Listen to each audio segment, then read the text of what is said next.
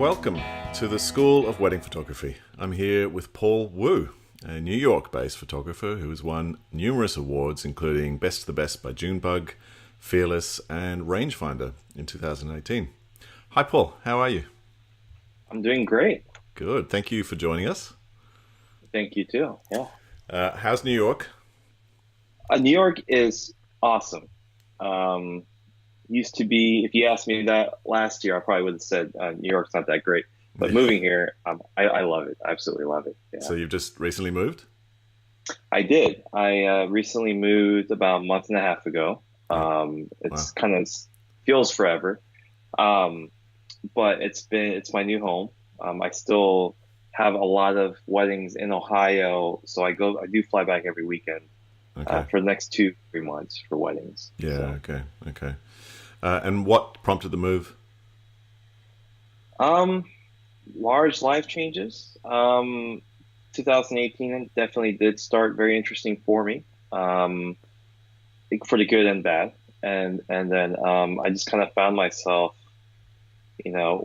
several things. One of the things was I flew about 72 flights, a little bit more than that last year, and largely half of those were layovers in Newark. And I just thought to myself the amount of time I was spending at the airport while I could be more productive or resting a bit more. And so it kind of made more sense of either staying in Chicago or New York. Mm-hmm. So that was kind of the logistical part. And then there was the creative part of how New York has this energy where everyone, not just creative people, but just every industry here is consistently pushing themselves to be bigger for themselves, not to prove. I mean, maybe some people are there to prove other people, but there's this energy that everyone is so focused on their work. And to the outside people, it looks like they're just workaholics or they don't enjoy life. And I feel like that's once you kind of settle down here and observe people, it's not like that at all. Of course, there's people who, they are working a lot and overworking, but at least from my perspective as a creative, I came here to kind of push myself to be in a uncomfortable environment because I kind of found out later that being in uncomfortable situations only makes me a better person. How did you learn that? I kind of self-reflected my life earlier this year, and I found out that putting myself into comfortable positions in life pushed me to be more creative as a person of living. I used to, I studied engineering. I worked for big companies before I was a photographer, and that wasn't uncomfortable. That was very comfortable. I mean, it kind of felt like that was the next progression of life. Here's a job interview, do the job interview, got the job. Yes, I was nervous about whether or not I'll get the job, but on the grand scheme of things, it wasn't that difficult in my position. But quitting that day job to go full time as a wedding photographer, that was scary. Quitting my career the first time to go backpacking around the world, that was very uncomfortable. Traveling around the world as a way of living rather than on vacation was very uncomfortable. Being in a country where you don't speak the language, don't know the culture, don't know if you can trust everyone around you that you meet, that was uncomfortable. And nothing bad has ever come out of that. Bad things have happened, but those are new experiences, which makes life, to me, a lot easier to handle. And I think it really reflects well with weddings too, because we get this pattern in weddings where we feel like, oh, we figured it all out. And then the moment one thing goes wrong, we freak out. Or internally, hopefully, not externally. So I told myself, if this is the way I can live, then there'd be no surprises in life. Or if there are, I wouldn't feel uncomfortable about it. I'd be pretty calm about it. Because in the end, it's not a big deal, unless your life is being threatened, obviously. So New York really felt I one of the biggest process of picking a city for me was which city would make me feel very uncomfortable, and I Hmm. can work legally. I can't go to another country, another city, Yeah. uh, and work. So New York to me was the last minute decision of, yeah, I think this place would help me. And at the same time, I said, if it doesn't work out, then it's not the end of the world. I can still move. I can live anywhere else if I lived in New York. That's the way I feel. Hmm. So, I find it interesting that you're leaning into sort of discomfort. You're actually sort of moving towards things that you know don't feel natural, or you won't necessarily enjoy at first, but ultimately they're giving yeah. you something. Have you always been like that, or is this sort of a conscious No, I'm conclusion? actually I'm pretty lazy. I kind of know myself, and I'm pretty late. I think that the past I think 48 hours, I really haven't left my place. I've been editing, and the greatest thing about New York is also food, and being able to order whatever you want and have it delivered home is phenomenal. And I think I had, one day I had Korean food, Thai food, Vietnamese food, and Chinese food all in the week, and never really having to leave anywhere. Yeah. Um, but I recognize when I get complacent and too comfortable, I become very lazy. And I think that's why I love to travel because it pushes me. And I never knew why. But I guess It's I'm more wondering, why do you like to be pushed? Why do you like to be uncomfortable? because I know there's nothing bad that comes out of it. It's more of a motivator. It's more like I have to put myself in that position to propel myself. Like Yeah. I Okay. think I've become a bit self-aware to know what my weaknesses are, and I want to minimize that. I think it's okay to admit that you're lazy. I think it's wrong if you don't do anything about it. Mm. And for me, it's like this is what I have to do something about it. Be proactive. Like we all have weaknesses. Yeah. It's a matter of what are we going to do about it. So. Yeah. Okay. Interesting. How much of Paul Wu the person is in your brand? Um, right now it's my old site, so I don't think not a lot of it. Okay. And I'm changing that right now because I think in the beginning I was very much trying to please my potential clientele, the clientele that I thought, the couples that I thought I would. Well, I didn't really care about knowing them. I just cared about creating images. Mm. And after being in it for a couple of years now, it's totally different. I really How so? want I want the couples to choose me as a photographer because they like me as a person. I mean, the work comes with it too, but Okay. uh, because the wedding day becomes a lot more enjoyable. I want to be their friend, and this is different from one person to another. But for me, is I have to have fun on the wedding day, and one of the things that I do on wedding days is I generally stay to the very end because part of me doesn't want to leave. Like I Mm. do love the company. I spent so much time with them and shared so much with them, and they shared so much with me that it's a little bit heartbreaking to kind of leave and hug them and say bye. I'll email you later with your gallery. Mm. But Mm.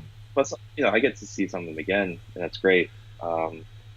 So it's become a personal thing. And definitely, if you had a spectrum between business and passion, I am definitely more on the passion side. What changed from what was when you went from sort of seeing it as business to seeing this interacting with the clients personally? What happened there? I don't think money is a big motivator for me to push me hard. It's it, it's I'm not gonna lie, money is great, but um, for me it was like the money brought a quicker burnout. I within 4 months of me starting wedding photography, I burnt out like severely, as in Four like months? How come? I just got back from Hawaii, so I was jet lagged, and I had a double header, and I photographed a wedding on Friday and Saturday, and both those galleries, couples loved them. I loved them, but the biggest thing was when I was calling through them, I realized I was photographing them a similar way. It was like a different venue, different couple, different crowd, and yet the photos felt the same. And people like consistency, but for me, it was a sign of being complacent and being too comfortable. And I wasn't giving a unique perspective for that couple. Yeah. And I did something that I would never ever do voluntarily is I logged off and went for a long walk for maybe 2 hours. I would never do that voluntarily. And I just kind of told myself, I said, it's been 4 months. It's not too late to turn back around and go back to your old job. And I had to deconstruct why I'm doing this. There has to be a better meaning of doing this besides money and besides, showing off my artwork for my ego. And it was, I'm doing this for them, for the couple, to tell their story. And hypothetically, I love sci-fi movies and stuff, is if you had a parallel universe of the same people in the same event, I should technically photograph those two events differently because the external factors are different. The way it affects people should be different. So now I treat every wedding that I go to uniquely for that person, for that couple, for their chemistry, the way I feel. I try to be empathetic as possible and feel what they feel and photograph it that way to tell their story. And I even tell my couples that weddings is just a label. Like what I love to do is actually just photograph and document the story of two people in love and everyone around them. So, and weddings is definitely just a label. And once I approach that, I genuinely become so excited for the weekend. I'm like, what story is going to come up next for this person, or what's going to happen? And you don't care so much anymore. You don't care about how dark the venue is, or how cracked the light is, or what the weather is going to be like, because I just focus on them. And as long as they love each other, then we're all good. Now, if they don't love each other, then, which I haven't come across any couple, I think there's an issue. I haven't figured out what to do at that point. But drama. Drama, yeah. But even I've had weddings where drama has happened around the couple, but not the couple themselves. So, and that doesn't affect my work as either. So.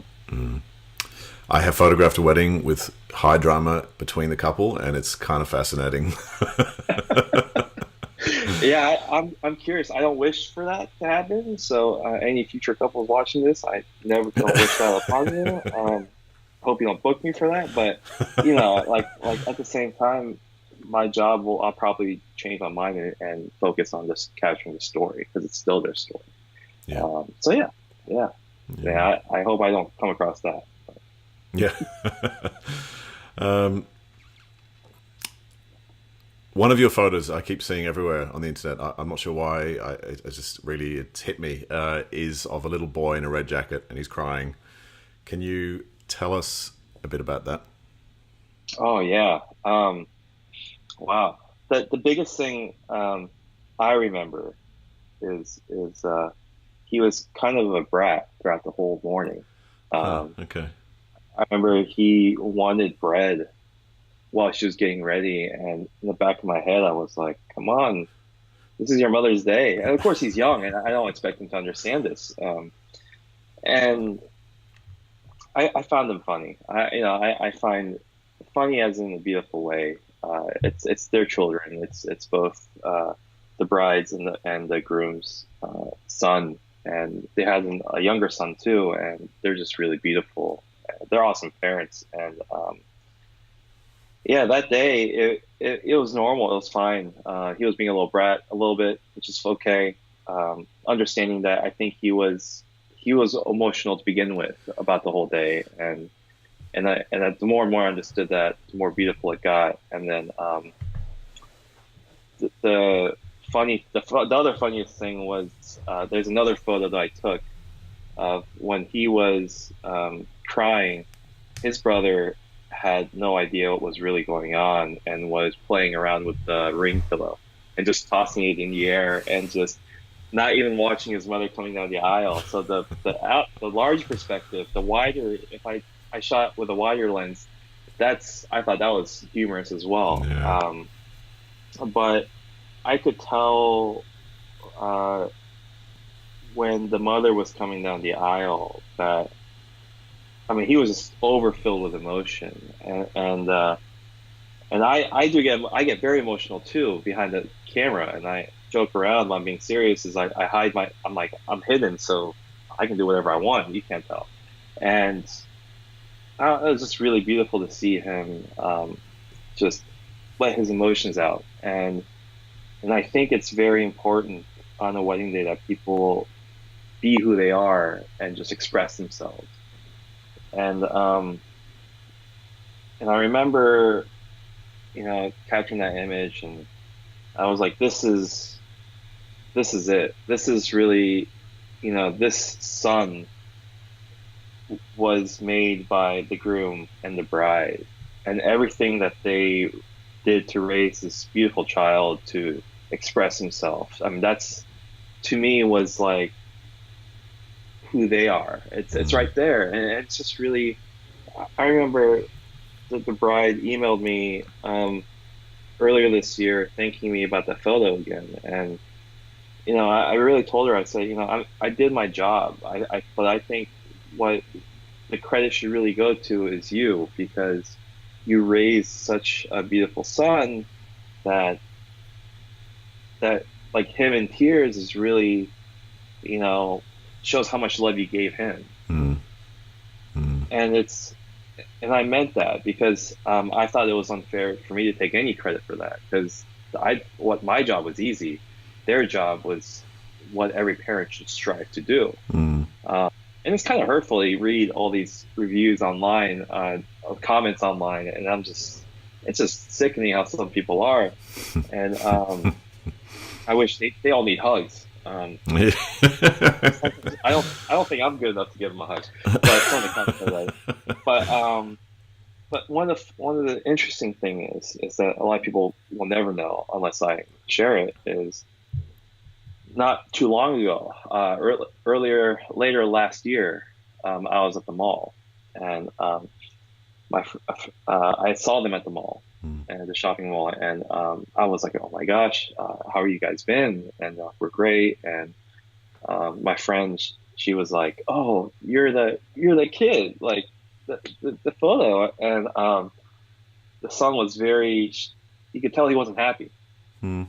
And the mother was like, oh, we love that photo, but he doesn't like it because he's crying. Yeah. And then the most beautiful thing happened, and it makes me so emotional when I think about it, is when that happened, his father like just clenched his hand and pulled him closer to him and said, see, son, it's okay to express yourself or show your emotion. Mm. And I was just like, come on, like, don't make me cry. In the mall. Yeah. In the mall, like crying at the wedding, that's fine. From people I don't know. But that just really showed how much love that the parents put into that child. But yeah, I mean, but that photo also reminds me of. I think sometimes we get caught up during the season of photographing wedding after wedding after wedding.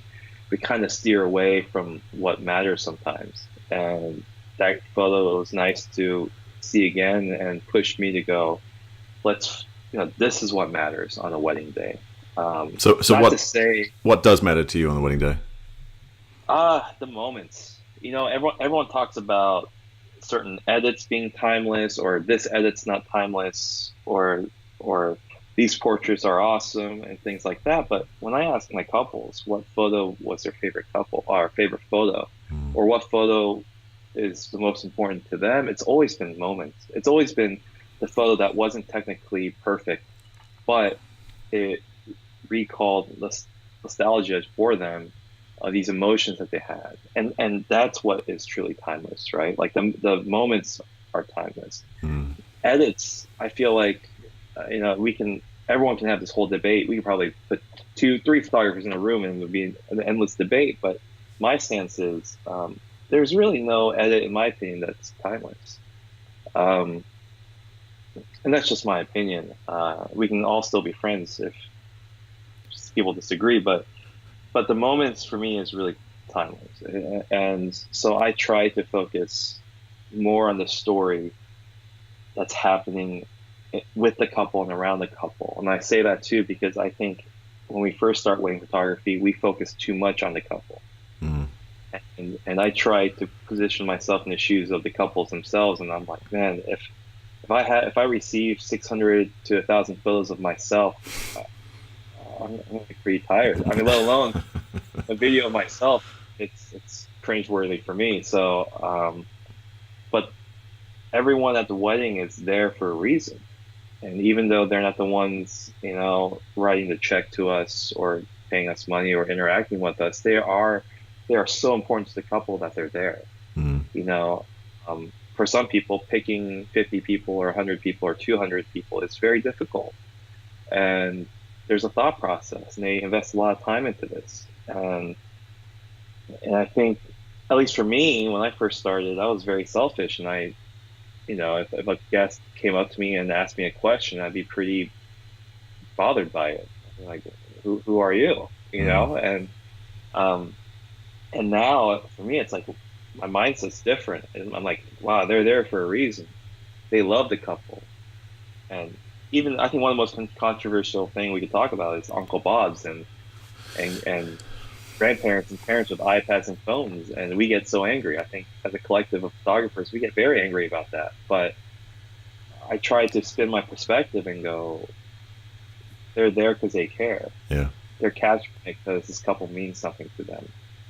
And of course, I'll say something if it's a very crucial moment and I feel like that's going to be effective, but I don't want to take away that moment for them as well. Mm. So I become more passionate for people on the wedding day for everyone, and it makes me feel better. Yeah. So, but yeah. Um, I guess I'm starting to wonder whether you sort of being so attached and sort of invested yourself in the couples and each individual wedding like this. How long have you been doing this, and do you think it's something you can keep doing? Yeah. I've been doing. I did my first wedding 7 years ago, and after the first year and a half, I quit. I couldn't take it anymore. I hated it. Um, didn't have any meaning. Mm. It felt like I was looking at a shot list and trying to fulfill these shot lists, and small things would bother me, would ruin my evening, would ruin my day. When I go through the images, I'm like, oh, I don't want to deal with this. Mm. Um, and then a friend of mine asked me to second shoot for him, and, and he asked me just photograph the way you want to, just photograph the way you feel.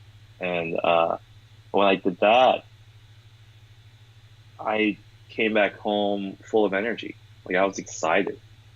I couldn't go to bed. I wanted to back things up. I wanted to do this. Mm. I wanted to go through the images. I was very Mm. excited. Um, I think for me, this is caring about them is the motivation that pushes me to be curious about the next person. Yeah. Um, I always tell people we are the main characters of our own story, of our own movie. We only know our perspective.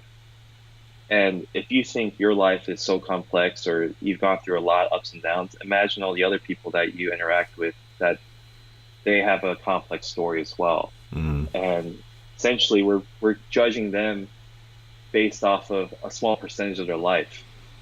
And they have so much room to grow eventually. So because in the movie we have 2 hours and we can see the major points of this main character's life and see them go down, be a crappy person, and then recover and be the hero and save everyone, then we love that character.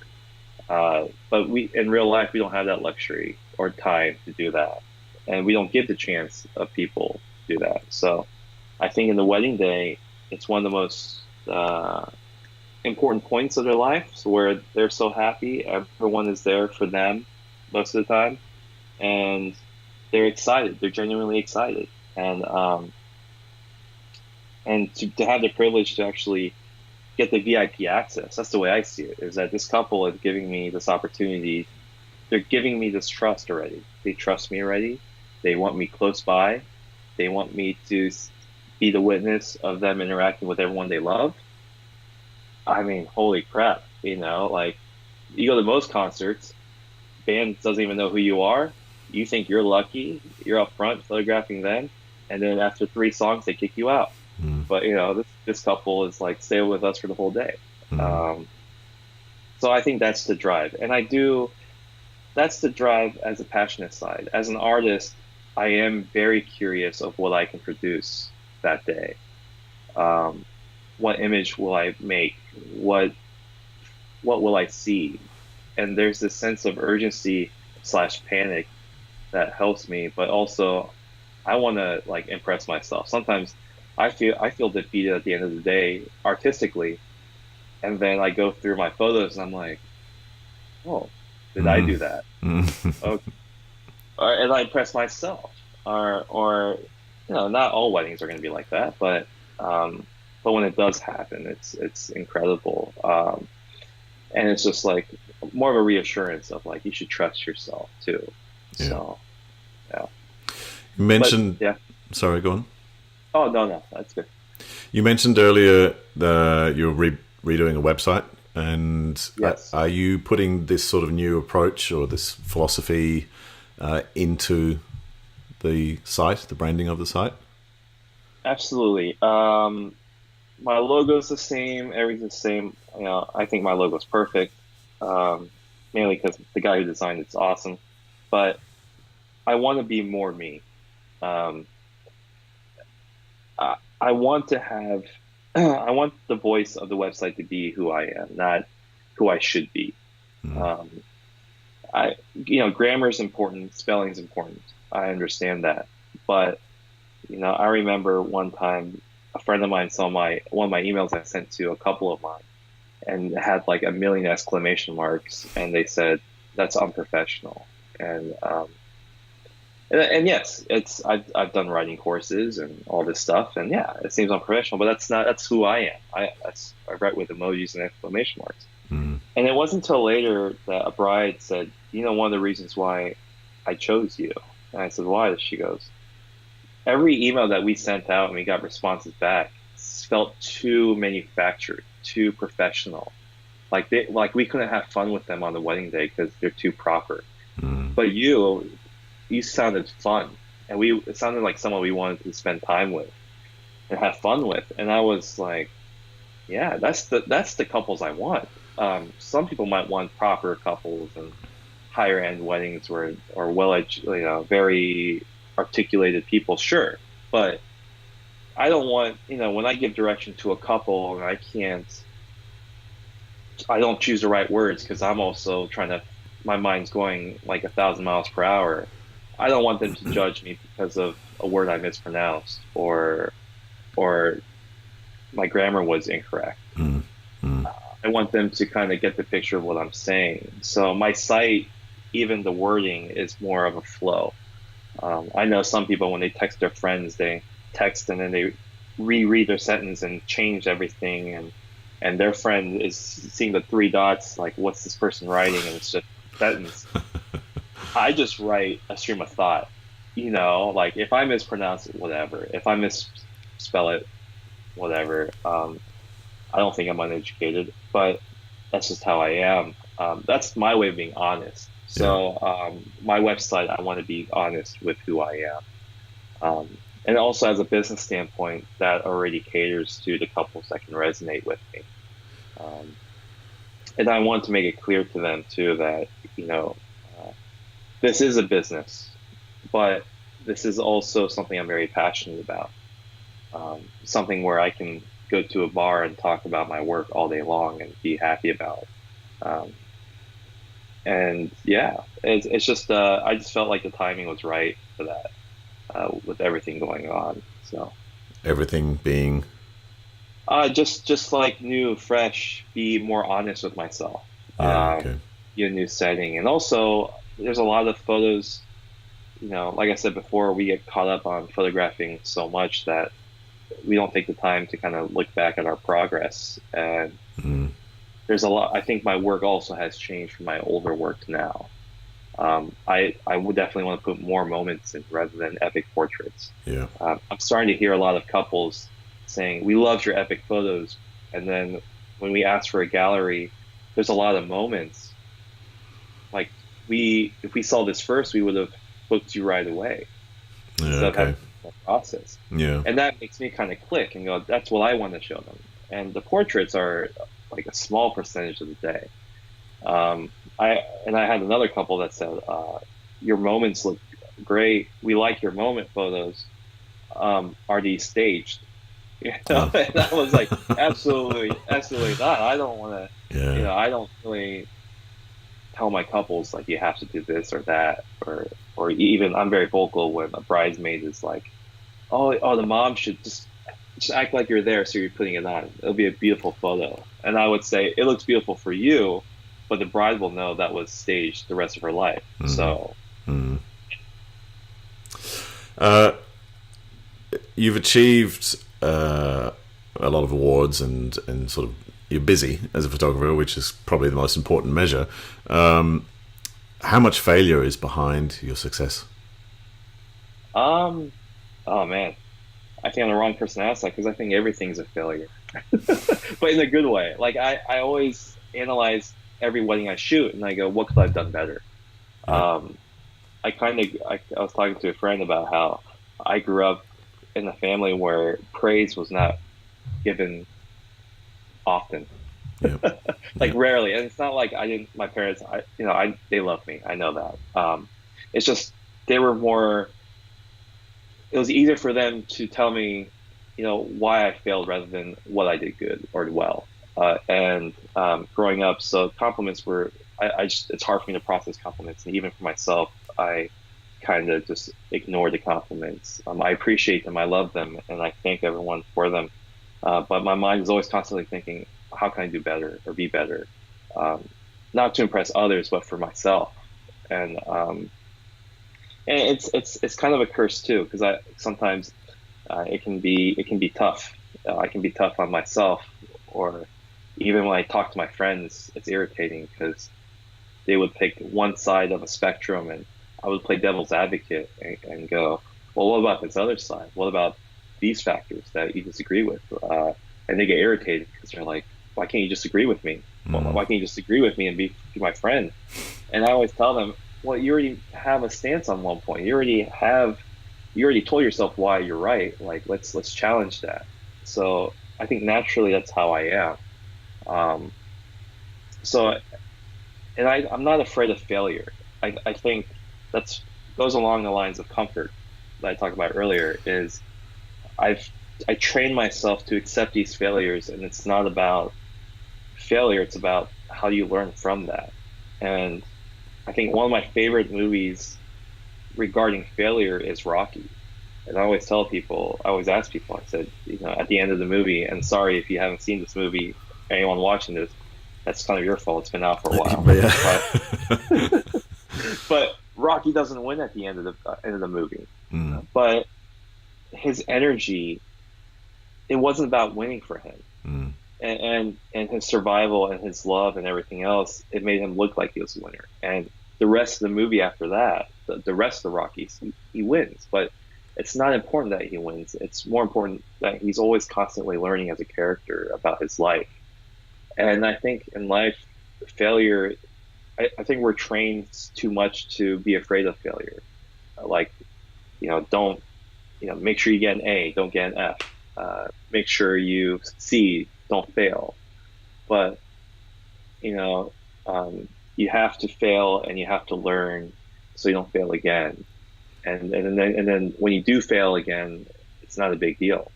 You just pick yourself back up, Yeah. clean up your shoulders, and you keep moving. And for me, it's all about has always been about trying to keep moving. And I'm guilty too. I get lazy and I forget about what I just said and lose touch, um, and become a hypocrite. But then I start reminding myself of like, hey, just keep pushing forward and keep taking baby steps of success. Because when you take baby steps, you look back, it feels great, Mm. um, and that can be applied to everything in life too. So, What you just said then about pushing forward. I mean, is there a right now in your life? Is there some goal or some point that you're sort of pushing towards, or you could say um, that's it. I've achieved.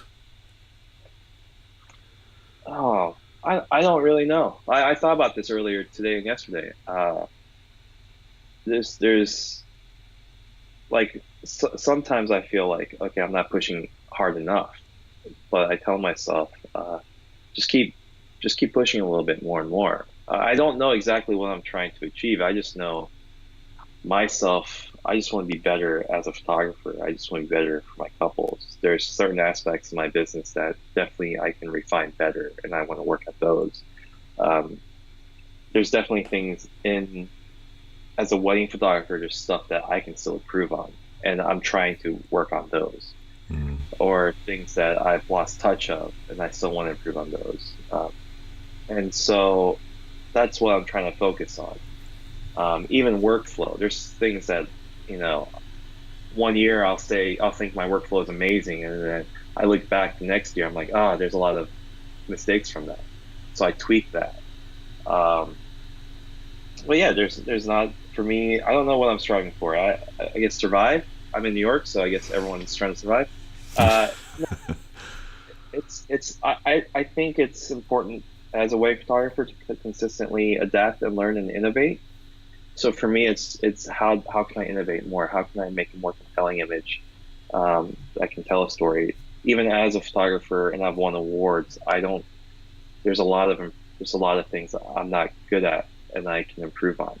Um, I say I like capturing moments, but I do feel like I lack layering. Like layering is always fascinating for me, and I want to be better at that. Um, even portraiture, like yes, I have good portraits, but I can always do better. And and if you ever had like a microphone in my head, the dialogue that goes in my head when I shoot is always like, oh, I can do better than that. You can do better than that. And then it's like, come on, do better. I Is get. that all you got?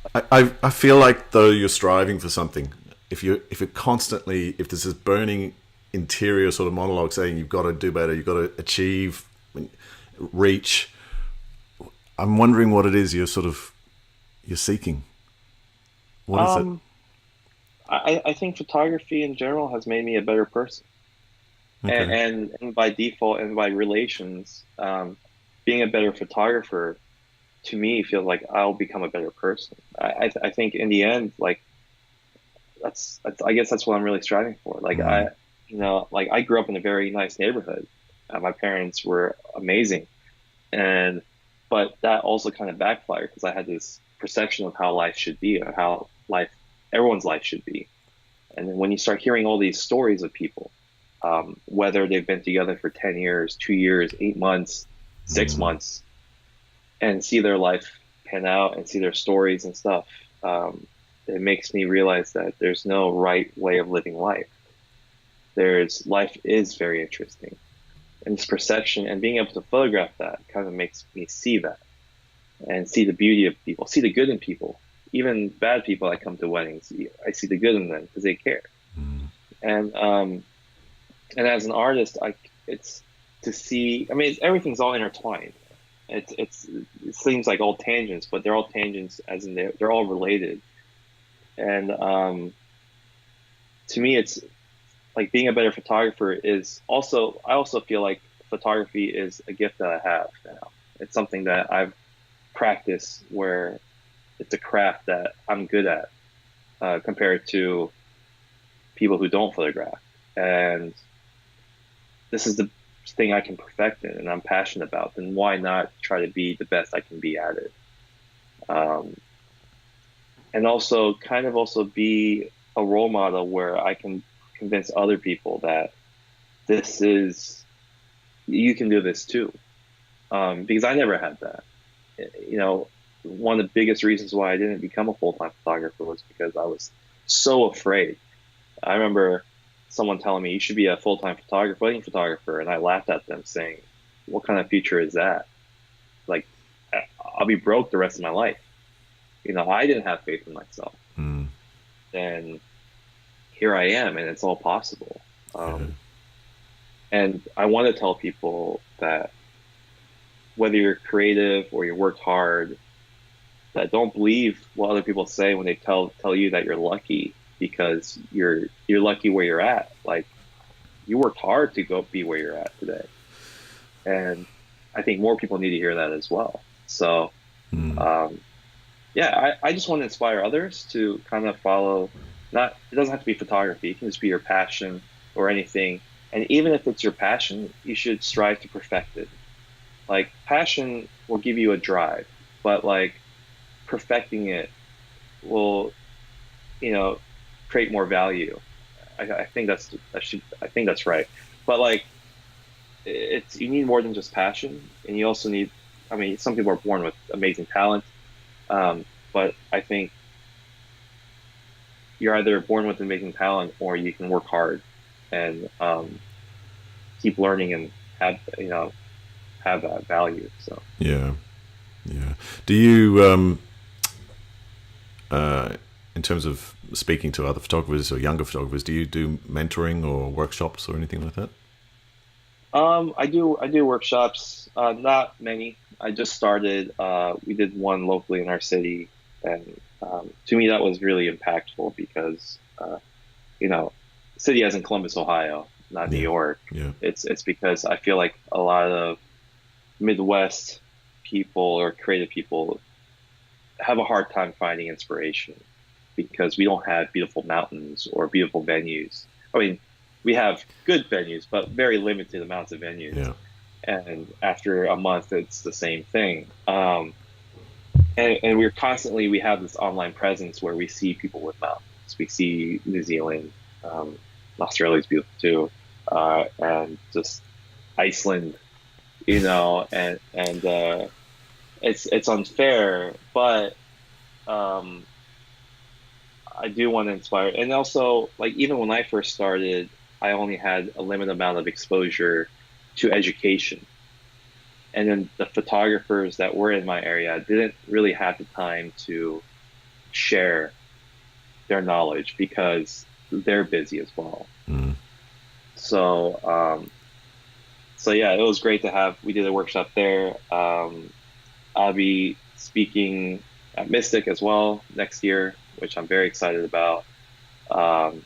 There is something happening this fall, which I think is still in the process. But I'm also very open. If people email me or say or ask a question, if I'm not traveling, I'll definitely have time to respond back. If people message me, I'm more than happy to help people out, just because I never had that opportunity. Yeah. And especially in my local area, or even if people watching this are in New York, if they're like, "Hey, we want to grab coffee," I'm more than ecstatic. Any reason to get me out of the house, my room from editing, I'm happy.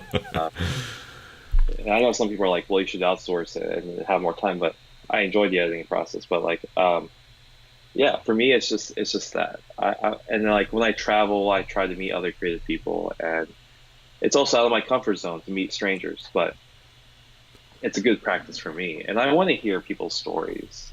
I think the greatest thing about this career is that so many people come from different backgrounds and have different reasons why they're at where they're at today. And we don't have this formal education or career path like every other industry, where they all go to these schools, these jobs, these type of jobs. Now they're at where they're at today. Yeah.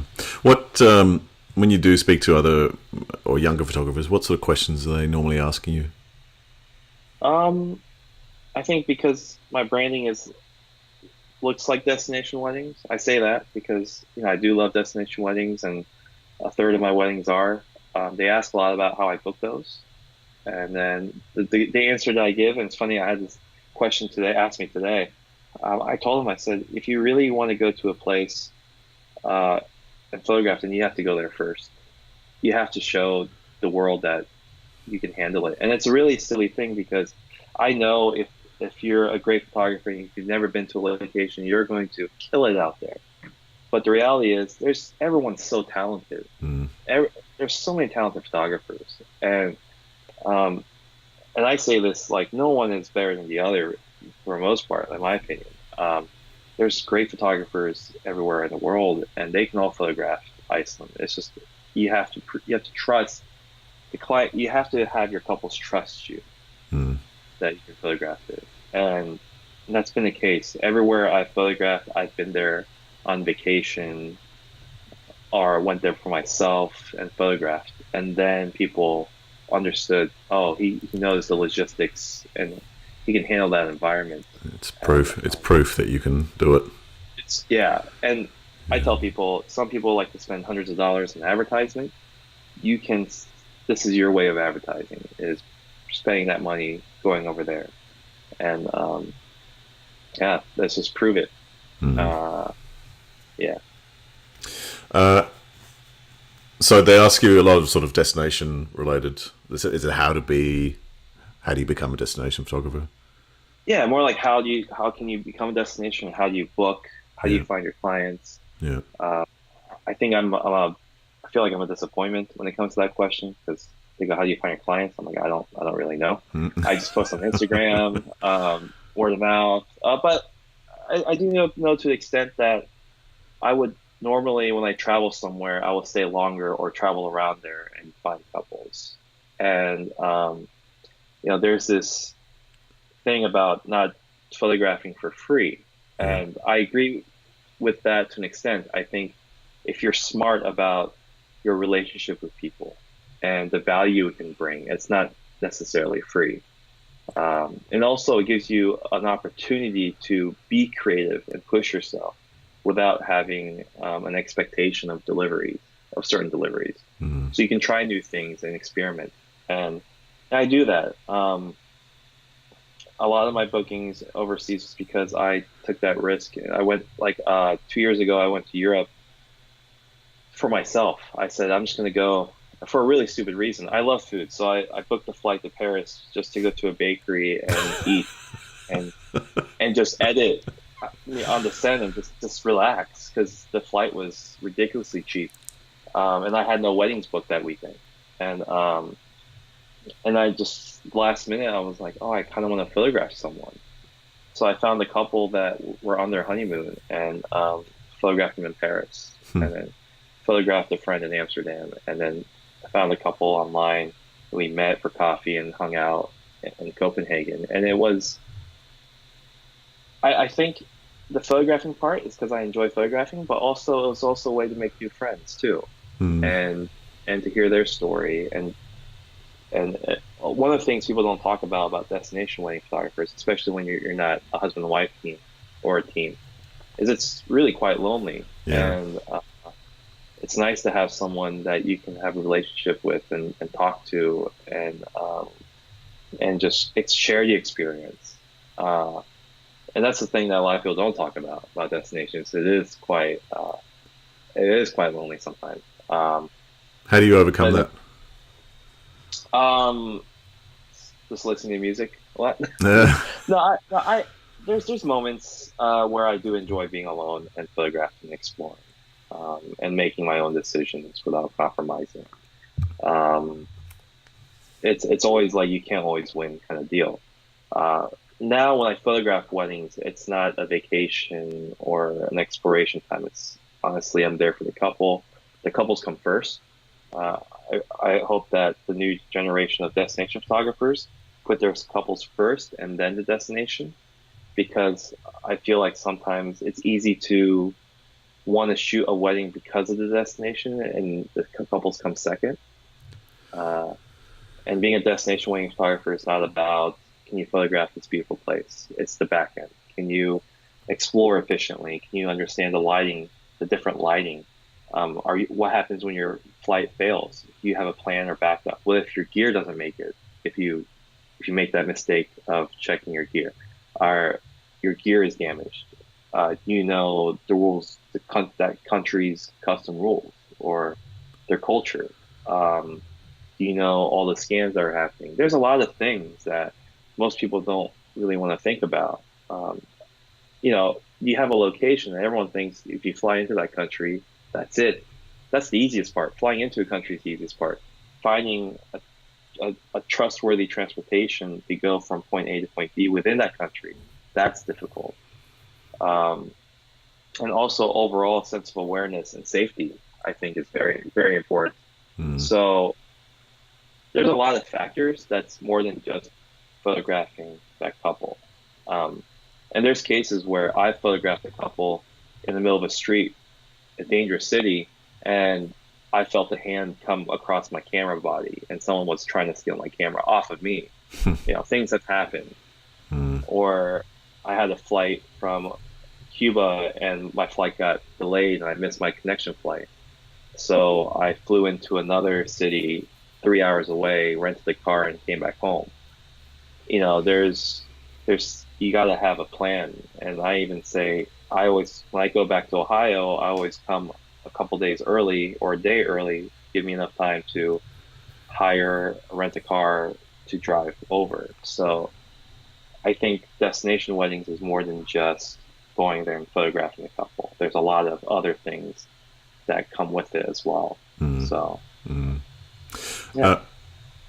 Not just in this next question is not just about destination weddings, but I'm wondering what questions you think younger photographers should be asking more generally about success, how to achieve and run a business. Yeah, run a business wise. I would say find what you're worth and charge what you're worth. I think that's really important. I don't like talking about pricing and stuff, but and I want to respect people for their reasons why they price that certain thing. Um, uh, I think a lot of photographers like to look at people's pricing and always says you should charge more, and I always think that's kind of a sensitive topic because people have their own reasons or people have their own financial goals that they want to reach or need to survive. Um, but I think it's important to know what you're worth and see the value. Um, I think caring about the couples is important too, and knowing who you want to cater. Personally, I'm in the boat of saying too much business will speed up your burnout process. Um, and then I also think that you should never ever use a wedding as a experimental ground. And I mean by that by you should be practicing and experimenting outside of wedding. You shouldn't associate your camera as a job. You should associate the subject and the couples or clients or whatever genre of photography you use as the job and not the camera itself. The camera is a tool, and you should go out there and photograph for fun for yourself. Um, and then you can apply those things that you learned on the wedding day. And that's even with your iPhone. I take a lot of photos with my iPhone. People ask me, what camera should I get? So your iPhone's really good, actually. Mm. I don't know anything about Android, so I'm not going to comment on that. Um, but yeah, and that helps the burnout, but also in the business too, because you're innovating your own eye and your own processes and your own techniques. Um, I would say be genuine. I think that's really important. Uh, just because people aren't stupid, and if you're genuine, they'll know. They can feel that you care. And in the end, whether you think your images are great or not, your couples are always going to remember how you were on their wedding day Mm. and how you interacted. And it's simple as providing a LED light for the people trying to take photos with their iPhones, or every guest feels guilty when they take out their phone in front of you, but letting them rest assured that, hey, we're on the same side. Mm. They'll remember that because the next photographer they talk to, they're gonna be like, this guy's a jerk. And also caring and showing that you care. You know, the people I work with, every time we photograph a wedding, everyone is always happy, and the number one thing they like is how we were on the dance floor and we photographed them and we had fun and we're interacting with them. We weren't weird. And at the same time, we knew when to not interact with them because we wanted them to have a moment. Um, one of the things some photographers do is, or what I used to do, is I used to take couples out at night on the dance floor. Like they would be dancing and I would take them out because I had this shot in mind at night.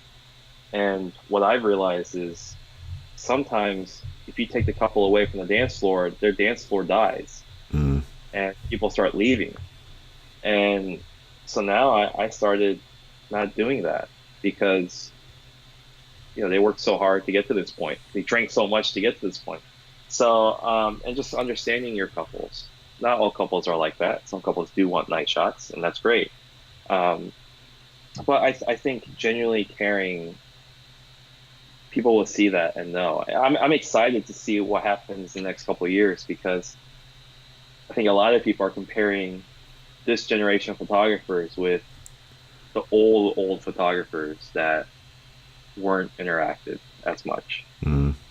or treated it purely as a business. And I feel like the good thing about this new generation or this generation right now, it's I think a lot of people do care about their couples. It's more than just a job. But I think the younger people should always strive to innovate because I think when you feel like you've made it creatively, you're like, okay, I got my style, my work. I perfected it. I think that's the moment that you're falling behind. Yeah. Um, and wedding photography or any photography is no different than any other career field out there. If you look at every job out there, there's always new tests, new techniques, new processes, old processes that come back. I mean, I don't know how many times I've seen double exposures come back now. I think they're beautiful, but like seeing something so old come back every other couple of years and innovated by Mm. different eyes blows my mind. I love it. Like silhouettes too. Like these are old techniques, but they're coming back even better. And Mm. that I get excited. I don't get. I mean, of course, I get excited if I win an award, but I'm more excited about what other people are producing. I go, wow, that's just incredible! Like the things that they're doing, and genuinely, I'm happy for them, and like so happy for them. And I guess that's another advice I give to younger people is love your community, love your people, um, have good relationships with everyone else. You don't let your ego like take you over because that in the end it doesn't help you out. In my opinion, it doesn't help you out at all. Mm. Um, yeah, so I don't really know what advice I actually really gave, but it's just really my thoughts. Like the young people is just be a good person and care. And Mm. business is important. I understand we all have to eat and live. Um, but for me, I'm the type of person that needs more purpose than just making money. And all of caring, I think, eventually comes together. Like it all comes together. Um, and genuinely, I feel amazing after a wedding.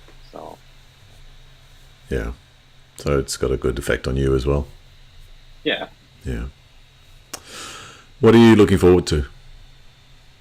Um, my next wedding this weekend. Um, I'm actually headed to. I did a very about an impulse trip to India next week. Oh, fantastic. So yeah, and for no reason really, just to India really made me uncomfortable when I went 3 years ago. I it was beautiful, but I did not enjoy it at that time, and I wanted to go back with a different eye, a different attitude, and go.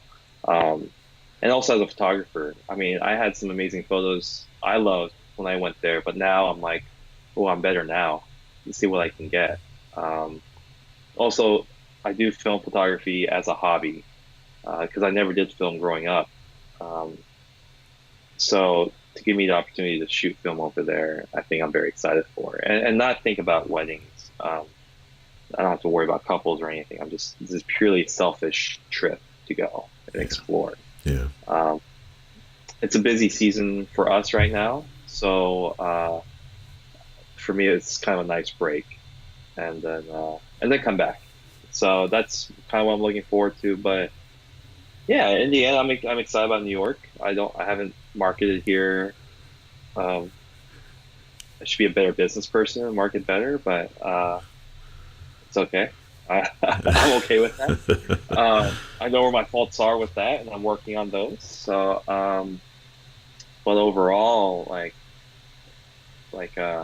I'm happy. Yeah, yeah. So Great.